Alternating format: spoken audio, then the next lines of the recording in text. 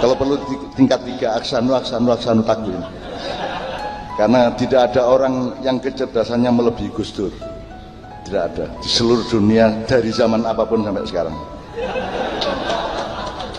Wong tak unggahno tadi presiden terus tak kayak syarat Gus, tapi pokoknya presiden mulai sampean gak oleh ono hubungan karo Nyai Roro Kidul. Ngono iku dhek guyu gak apa-apa, tenang aja wis tak SMS dhek. Iki krungu wonge ngrungokno iki. Lho Gus di SMS ya apa? Pokoknya tak kayak anjuran Kanjeng Ratu sampean jilbaban saiki. Jadi sampean nang Segara Kidul nek ana jilbab metu teko segara iku Nyai Roro Kidul.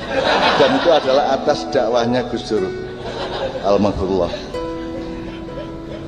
Saya tidak pernah menemukan tingkat dan kejelian kreativitas melebihi Gus Dur. Ya, jadi wong nuwakal pol ya Gus Dur. Pikirane iku sing gak ngono. Sing gak pinter apa meneh sing iya lah ngono ya. Ya. Itu iso-isone lho ngomong ngono lho.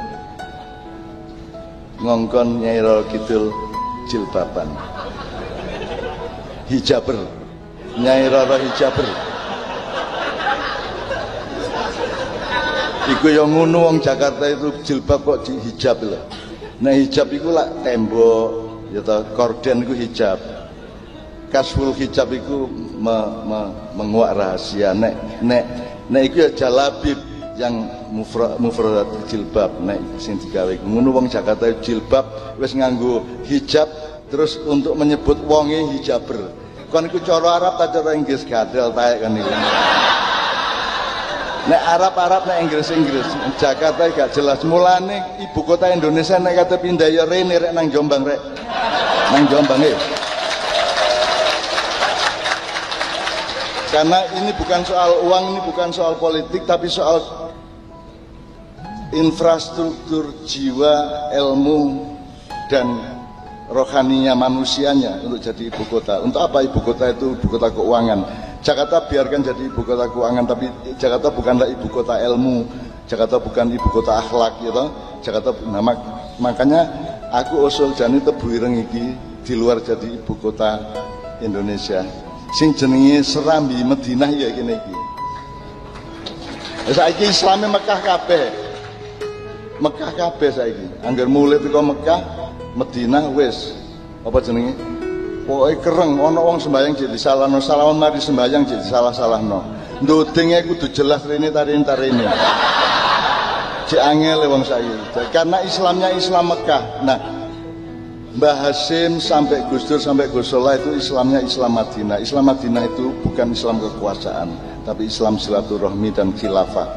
Khilafah itu artinya kita punya ilmu dan kreativitas untuk mengelola segala sesuatu. Khilafah itu artinya khalfun itu ndek mburimu. Jadi Gusti Allah mlaku rono kene melok, Kanjeng Nabi rono kene melok rono untuk mengurusi kehidupan ini. Jadi di Madinah itu Rasulullah tidak pernah jadi khalifah. Tidak pernah menjadi presiden, tidak pernah jadi raja. Juga bahkan beliau tidak memimpin. Yang menjadi pemimpin waktu itu adalah kewibawaan dan kejujurannya Rasulullah. Tapi beliau tidak mengkoordinir. Jadi rakyat, warga Madinah dibiarkan untuk berunding sendiri untuk masalah-masalah yang mereka hadapi. Sehingga muncul sampai 47 piagam pasal piagam Madinah itu. Dan Rasulullah di sana tidak nyuruh-nyuruh orang Islam masuk Islam. Tidak nyuruh orang untuk masuk Islam. Rasulullah di sana umat Islam hanya 15%. Jadi yang dilakukan Rasulullah begitu ke sana adalah mencari sumber air, terus mempetakan mana tanah untuk pertanian dan mana tanah untuk hunian. Kemudian dia mempelajari segala sesuatu yang menyangkut Desa Mawacoro dan Negara Mawatoto di Madinah dan tidak pernah menjadi khalifah, tidak menjadi. Jadi kalau kita sampai ada menteri yang mengatakan haram hukumnya kalau mengikuti sistem pemerintahan Nabi Muhammad itu kan ajahalul jahiliyah. Itu sak goblok wong goblok. Kapan Kanjeng Nabi nduk sistem pemerintahan itu kapan? Kon macamu iku apa, Rinyo. Tak tatap ngocagak ndasmu kene. Kapan Kanjeng Nabi dadi pemerintah lho kapan? Gak tahu ono sistem pemerintahan. Yang ada adalah punokawan dan ponokawan. Kalau bahasa Jawa, nek punokawan itu orang yang menemani rakyat dengan ilmu dan kebijaksanaan. Kalau ponokawan, orang yang menemani rakyat dengan cinta dan kesetiaan. Itulah yang dilakukan Rasulullah di Madinah. Tidak memimpin secara formal. Nah, mulai Islam dadi blunder itu ketika ada Khalifah Khulafaur Rasyidin, Abu Bakar As-Siddiq, Umar bin Khattab, kemudian Utsman bin Affan, kemudian Ali bin Abi Thalib, kemudian Al-Khulafa Ghairu Rasyidin ba'da sing Rasyidin mek papat liyane gak Rasyidin kabeh. Dan berkembang Islam kemana-mana ini oleh yang Ghairu Rasyidin ini. Itu teman sekalian. Nah, jadi menurut saya khilafah itu bukan sistem pemerintahan negara. Khilafah itu adalah sumber cara berpikir untuk mengurusi apapun saja dalam hidupmu.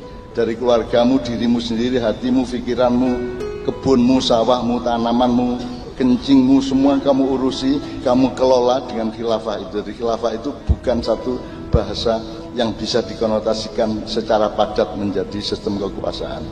Tetapi sekadung Abu Bakar dari khalifah, wong Syiah nek tak kandhani kuwi yen sing salah Abu Bakar iku ben lapo dari khalifah bareng Kanjeng Nabi gak tau dadi khalifah. Seneng atine ya. Gitu cak, iya.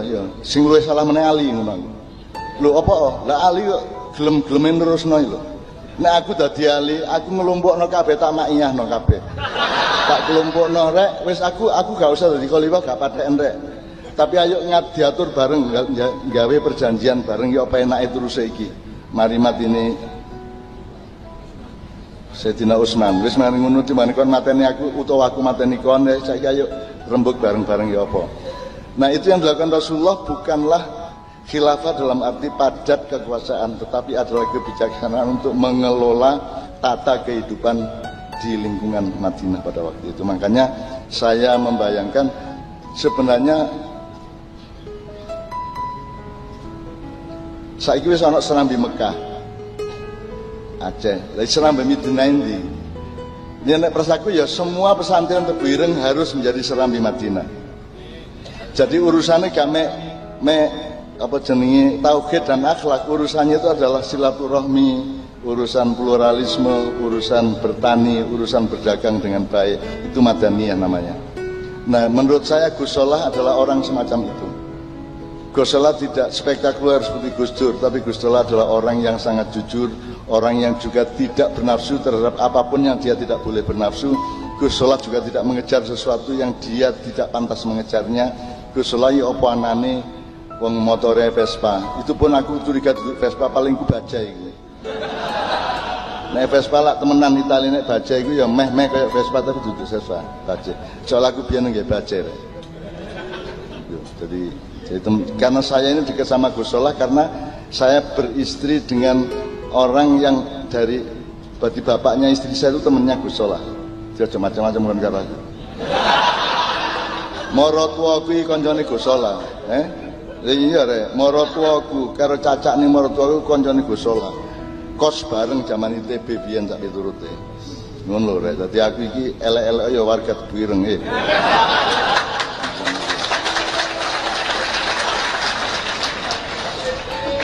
Nah, tolong Tebu Ireng teman-teman santri juga dipandu untuk mempelajari Tebu Ireng dari segala aspeknya.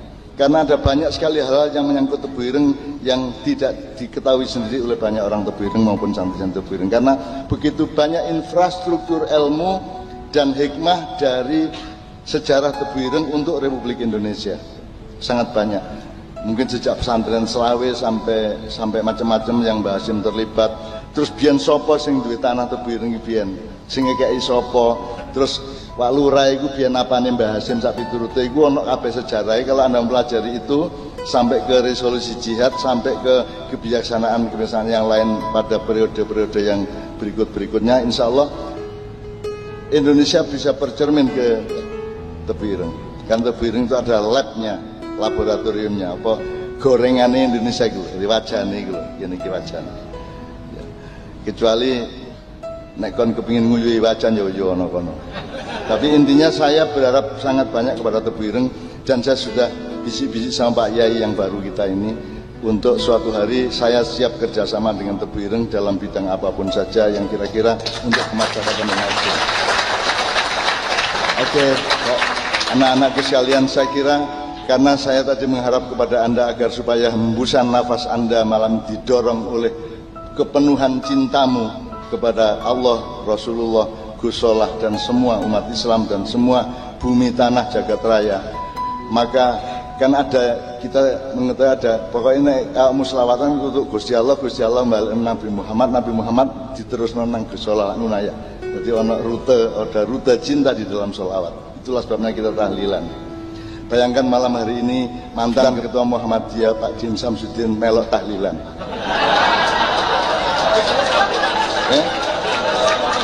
Iya, dan itu di samping saya tak lirik-lirik apal tagare gitu.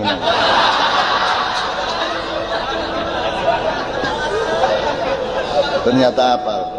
Soalnya saya itu selalu menyebut-nyebut nama beliau dalam konteks hukumnya rokok. Kalau NU itu kan tidak lazim kalau Kiai NU tidak ngerokok, itu tidak lazim.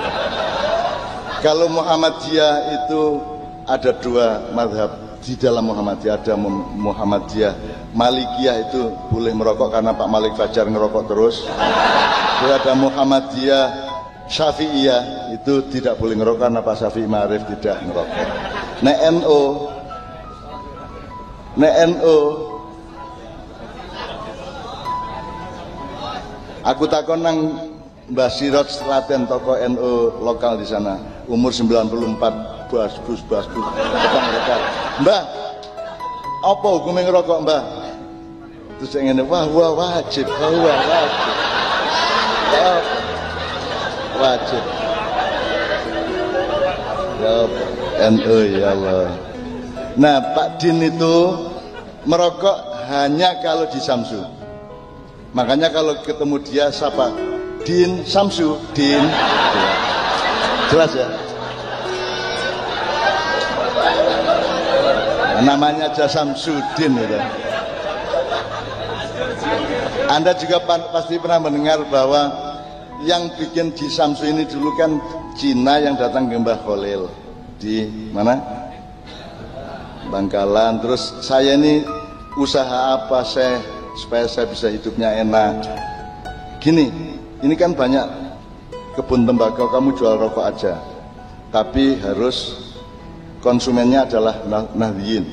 Maka kemudian namanya harus indikatif terhadap wacananya para Nahdliyin. Maka rokok di Samsu itu bintang 9, ya toh? Ya delok aneh saiki. Bukan rokokmu. Bintang 9. Terus namanya Ji Samsu 2, 3, 4, sholat subuh, sholat maghrib, sholat zuhur, asar, isya. Ji Samsu 2. Anda baca sendiri itu. Diwaca mburine niku apa? Teks yang bahasa Indonesia lucu itu. Terus Cina sijine, lah kula napa, Mbah? Wis gak apa-apa kon dodol rokok, kon belajar maca bismillahirrahmanirrahim. Tapi yang jenenge Cina gak iso dhek. Akhire nggawe rokok Bismillah. Bismillahirrahmanirrahim. Iku hadis sapa perawine iku rek? Ya sakaremu percaya tak gak percaya pokoknya aku ngomong ngono iku. Kate lapo kon nek seneng-seneng kok gak seneng buakan lak ngono. Wong aku mek ngomong tok. Mosok urip pisan kali guyon ya. Ya.